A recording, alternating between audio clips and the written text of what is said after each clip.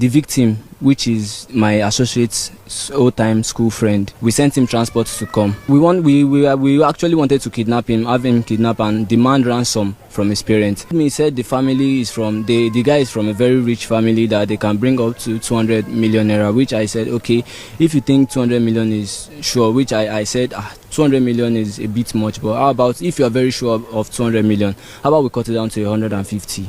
He said, okay, but that's no problem. But at first, the intention wasn't to kill him.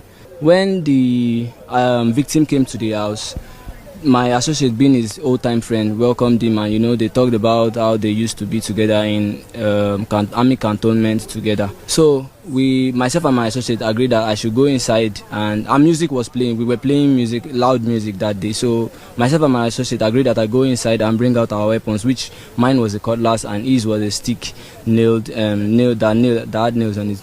So when I came out, my own job that day was to, say words to scare the victim and, put fear in his body, to inject fear in his body. At first, we were both scared and panicking too, but then when we noticed that we were successfully injecting fear to the victim's body, we became like more in control. So when we had him changed to the ground, we made videos and took pictures of him, which was intended to send to his family. And then when we made the whole video, my associate called me inside the room and he told me, he said, Tony, we have all the videos and the pictures we need now.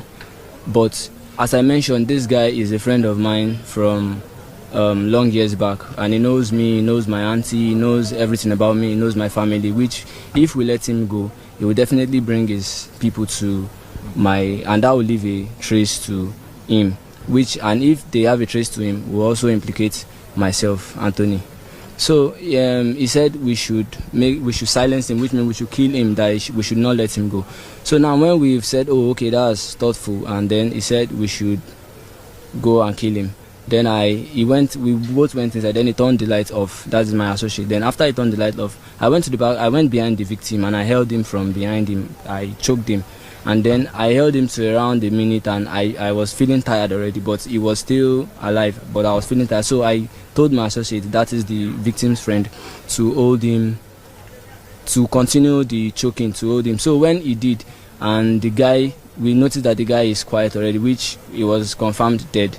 So we had rope, which we used to tie the victim because he was too heavy, because he's not someone we can just lift and dispose. So we decided to tie him and put in the Ghana must go bag we bought.